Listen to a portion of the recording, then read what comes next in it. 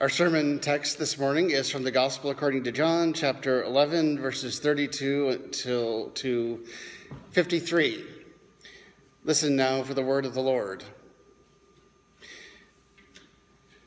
This story picks up as Jesus is heading to Bethany, where he's been told that his friend Lazarus is dying. Jesus has been delayed for a couple of days, and as he approaches Bethany, he hears the news that Lazarus has died.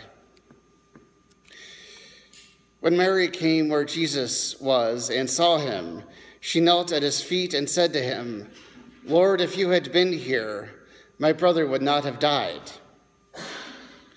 When Jesus saw her weeping, and the Jews who came with her also weeping, he was greatly disturbed in spirit and deeply moved. He said, "Where have you laid him?" They said to him, "Lord, come and see." Jesus began to weep. So the Jews said, "See how he loved him." But some of them said, "Could not he who opened the eyes of the blind have kept this man from dying?" Then Jesus, greatly disturbed again, came to the tomb. It was a cave, and a stone was lying against it. Jesus said, "Take away the stone." Martha, the sister of the dead man, said to him, "Lord, already there is a stench, because he has been dead 4 days." Jesus said to her, "Did I not tell you that if you believed, you would see the glory of God?" So they took away the stone. And Jesus looked upward and said, "Father, I thank you for having heard me. I knew that you always hear me, but I have said this for the sake of the crowd standing here, so that they may believe that you sent me." When he had said this, he cried out with a loud voice, "Lazarus, come out." The dead man came out, his hands and feet bound with strips of cloth, and his face wrapped in a cloth. Jesus said to them, "Unbind him and let him go."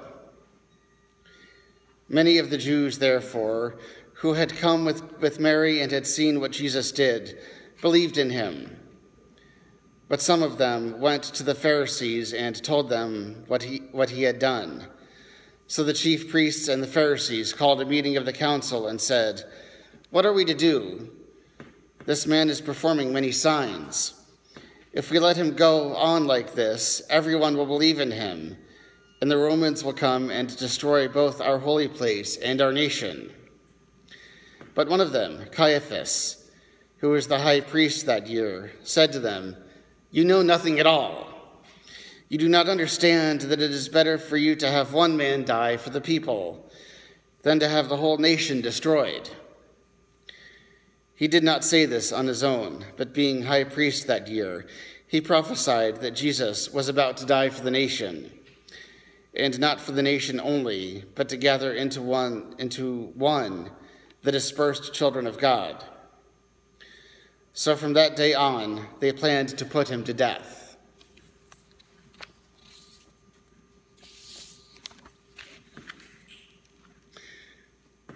Of course, you all know that yesterday was Halloween. Halloween has always been one of my personal favorite holidays. When I was little, my mother used to help me come up with fun costumes to wear for trick-or-treating or at the school Halloween parades. Dressing up as Darth Vader a couple of years around the ages of 9 and 10, complete with a full helmet and a fake lightsaber and all, was a high point of my childhood. Star Wars having been one of my favorite movies. Some of you have figured that out already. Now that I'm older, I haven't dressed up in a costume for many years. But it's still fun to go out and see everybody else dressing up, especially if they put some actual effort into it. Some people just put on a funny hat or something and call it a costume. Other people actually get into it a little bit more. being either whimsical or scary one day out of the year is kind of fun, even if you're just watching other people do it. So are the scary movies that play on TV or in the theaters around this time of year. Every generation, I've noticed, has a different kind of scary monster or a different theme that kind of reflects like the cultural zeitgeist or the anxieties present in society at any given time. Post-World War II Japan, still shaken up over the nuclear bombs that had been dropped on them, gave us Godzilla, followed by Cold War-era Hollywood movies about animals being mutated and made larger or corpses reanimated by nuclear explosions.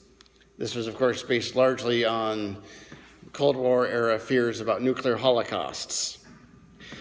The late 70s and 80s, when I was a child, brought us slasher movies like Nightmare on Elm Street, Halloween, and Friday the 13th, based largely, I think, on people's fears about how dangerous society was becoming. Since the turn of the millennium, vampires have given way to zombies as the favored scary movie monster. And they're even turning up on TV shows in recent years. These monsters prey on a lot of our anxieties. First, of course, there's the general fear of infectious diseases like Ebola and AIDS. But underlying that, I think, is an ancient and primal human fear of death. Death, of course, has always been a part of human life, and it's also a part of the reason that there ever was such a thing as All Hallows Eve, the cultic day of remembering the dead. Has become part of the Christian liturgical calendar as Christianity spread from Jerusalem through the Middle East to Rome, and then throughout the Roman Empire, of course. The existing European holidays got co-opted by the Christian faith. We've sort of kept All Saints' Day, albeit in a less serious and more fun form, but we've largely forgotten about All Saints' Day. How many of you even remember that it was All Saints' Day? Probably not. Okay, actually several of you. I was surprised. I thought I might be the only one.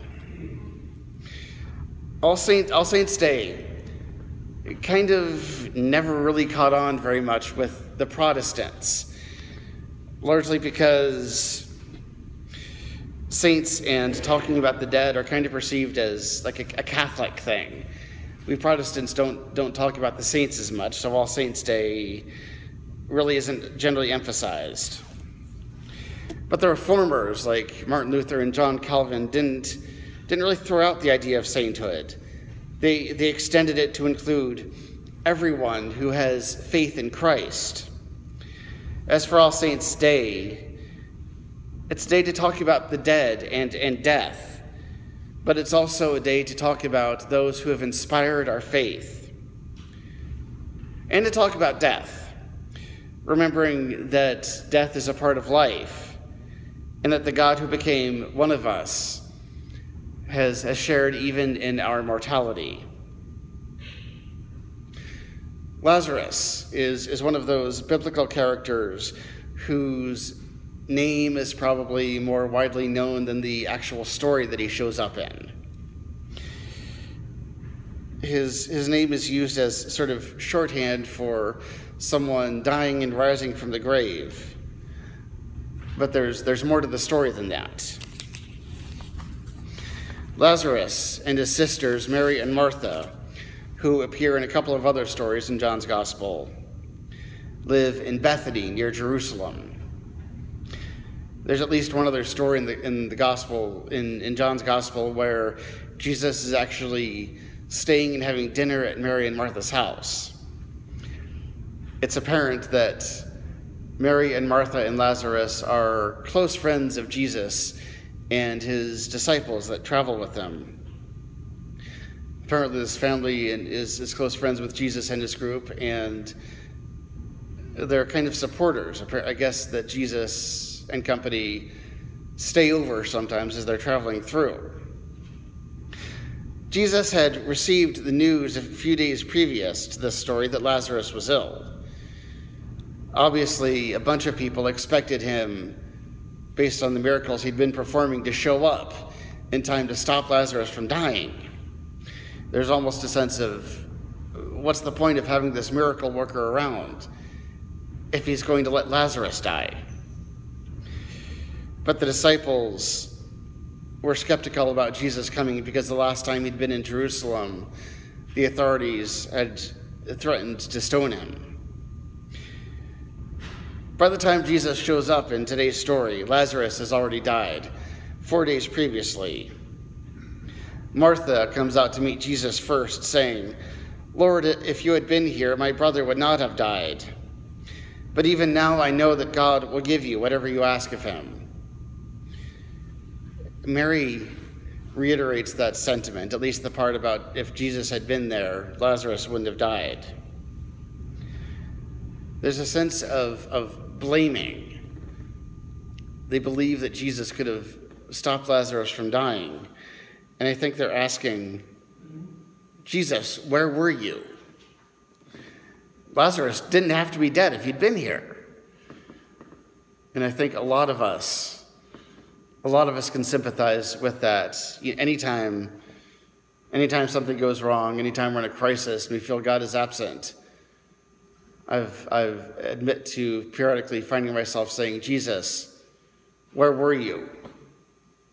Are you even going to help with this? Jesus doesn't respond with an explanation. Oh, I got delayed. I was a little worried about coming. I didn't realize how serious the sickness was. His response was, I am the resurrection and the life. Those who believe in me, even though they die, will live. And everyone who lives and believes in me will never die. Pretty serious statement right there. Pretty big words. And we know that people do die. But there's a sense that for those who know Jesus, there's a more abundant life or a bigger life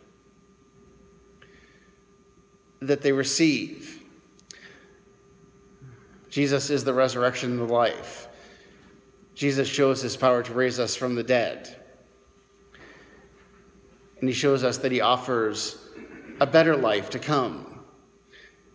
And that life, in some sense, because it's available to us in the future, it extends into our current lives.